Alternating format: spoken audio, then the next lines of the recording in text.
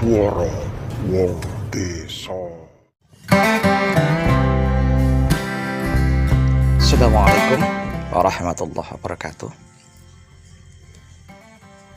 Pemirsa, jumpa kembali dengan saya Pak Dewong, masih di acara Suara Wong Desa. Pemirsa, saya membaca ya dan mendengar akhir-akhir ini banyak berseliweran suatu berita ya tentang seorang tokoh agama, Habib Rizik, melayangkan gugatan untuk Pak Jokowi. Isi dari tuntutan itu ya, kalau kita punya otak ya, ini nggak masuk akal. Karena hutang-hutang yang dilakukan oleh Pak Jokowi selama menjabat menjadi presiden itu harus ditanggung sendiri oleh Pak Jokowi. Sekali lagi ya, ini mohon maaf saya sedikit kasar. Kalau orang yang punya otak ini ya nggak seperti ini gitu. Ya tentunya kita tahu bahwa Habib Rizik ya, atau si Rizik, si Unyil ini ya, si Kadrun, si Kadal ini tidak sendiri. Banyak di belakangnya pendukung, orang-orang sakit hati. Kan Mbah Amin Quraisy itu juga ya, Amin Rais itu juga sama. Menginginkan ketika Pak Jokowi lengser harus diborgol, diseret ke pengadilan. Kemudian timbul sebuah pertanyaan besar ya di hati saya. Apa yang sudah kamu lakukan, Cik ya, si Rizik, si Unyil ini ya, si Kadal Kadrun ini, si Kadal Gurun. Apa yang telah Anda lakukan untuk negeri ini ya? Setahu saya ya, selama saya hidup ini ya, hampir 50 tahun saya hidup, setahu saya si Unyil, si Kadrun ini ya isinya cuma meresahkan bangsa, bikin ribet negeri ini gitu loh.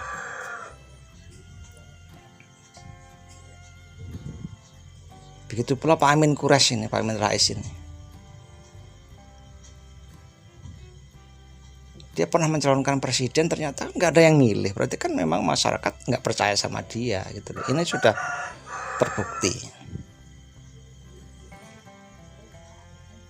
Beda dengan Pak Jokowi ya. Beliau selama menjadi presiden 2 periode ini ya,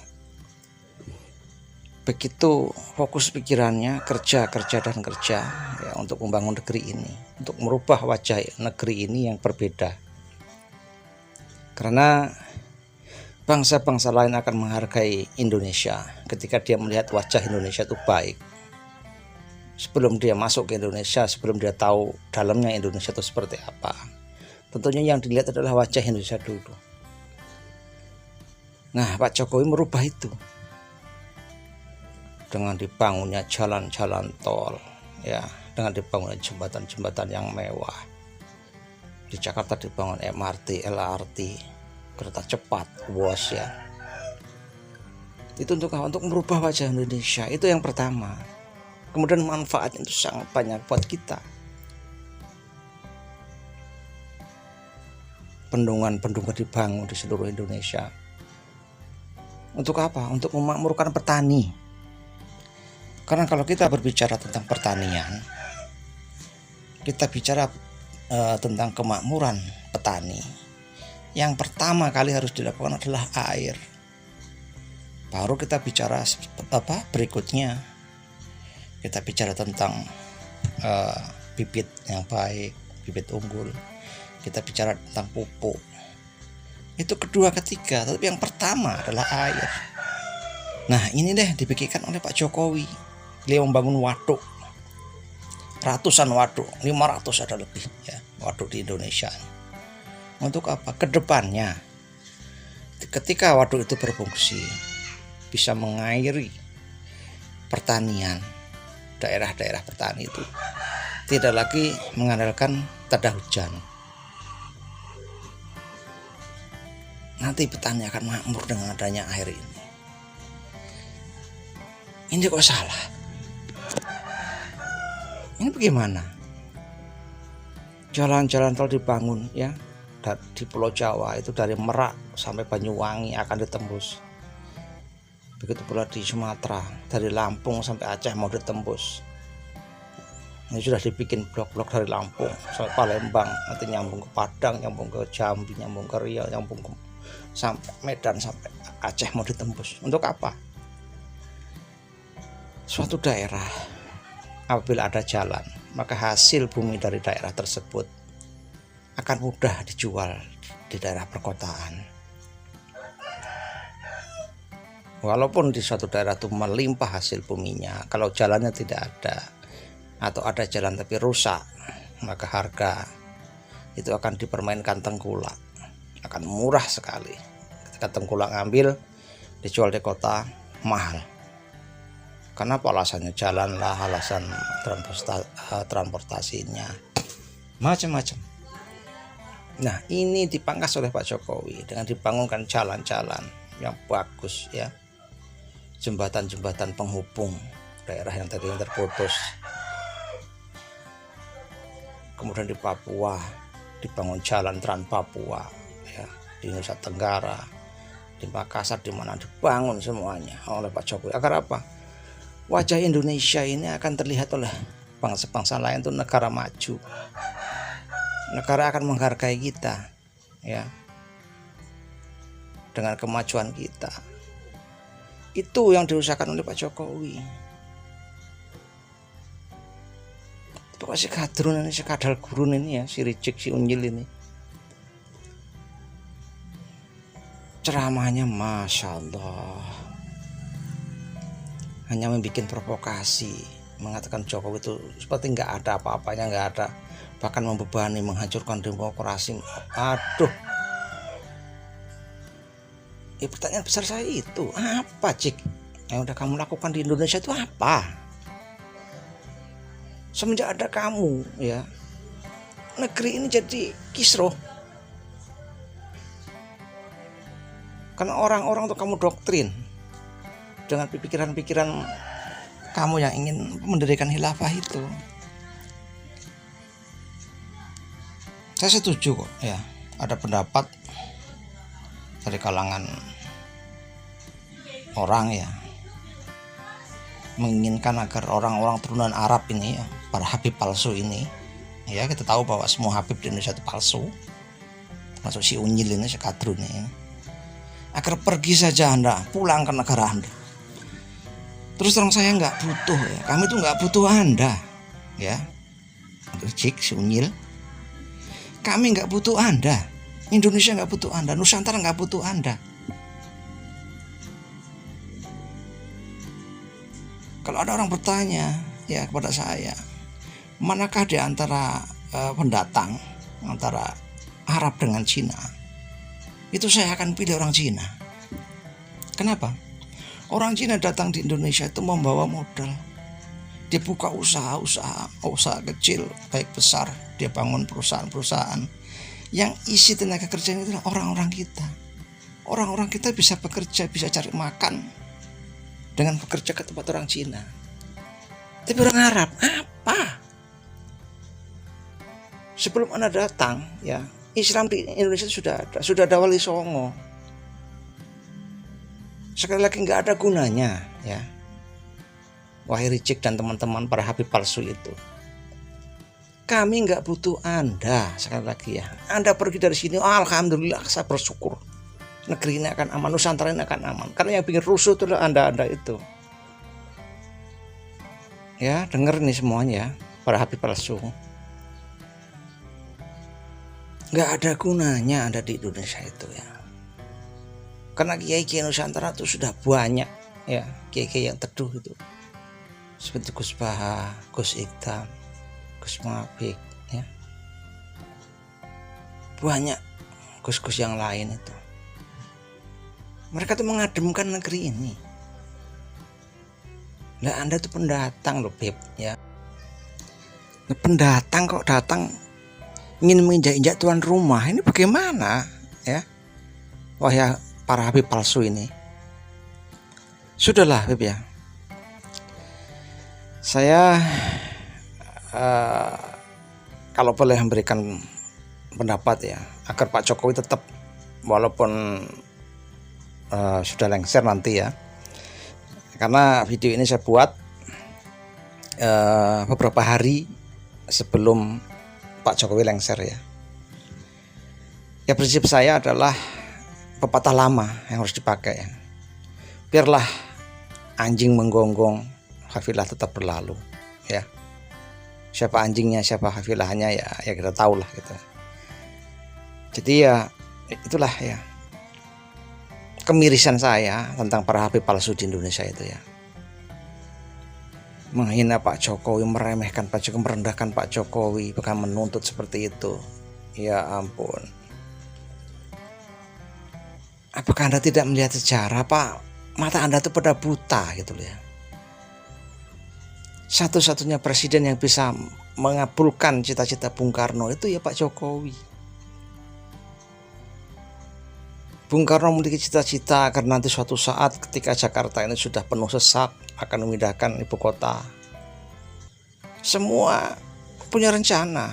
Dari Pak Soeharto punya rencana ya. Dari Pak SBY punya rencana.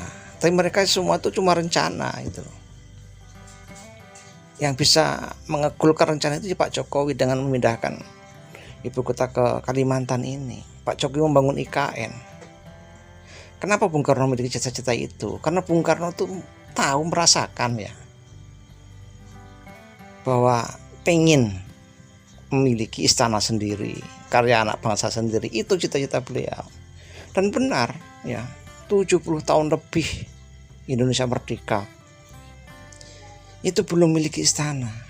Di Bogor istana buatan Belanda, di Jakarta istana buatan Belanda. Nah, dengan di IKN ini Pak Jokowi membangun IKN agar apa? Kita memiliki istana sendiri, karya anak bangsa sendiri. Ini kan harus didukung gitu loh. Pak Jokowi telah menancapkan tonggak untuk menuju Indonesia emas. Dengan apa? Berdiri di kaki sendiri, memiliki istana sendiri. Ini langkah pertama. Tonggak yang sudah ditanamkan oleh Pak Jokowi ini harus dilanjutkan. Dan alhamdulillah dari ceramah-ceramah Pak Prabowo, beliau siap melanjutkan itu kan. Jadi sekali lagi bahwa saya di kesempatan ini ya, di akhir periode Pak Jokowi, di hari-hari terakhir ini, saya mengucapkan terima kasih ya kepada Pak Jokowi, karena Pak Jokowi telah memajukan negeri ini. Pak Jokowi telah berbuat banyak ya.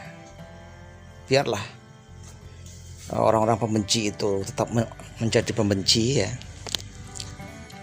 Pak Jokowi tetap semangat walaupun sudah tidak menjadi presiden lagi ya. Pemikiran-pemikiran Pak Jokowi mungkin kan dibutuhkan ya oleh pemimpin-pemimpin yang baru. Mungkin Pak Jokowi bisa memberikan pendapat-pendapat.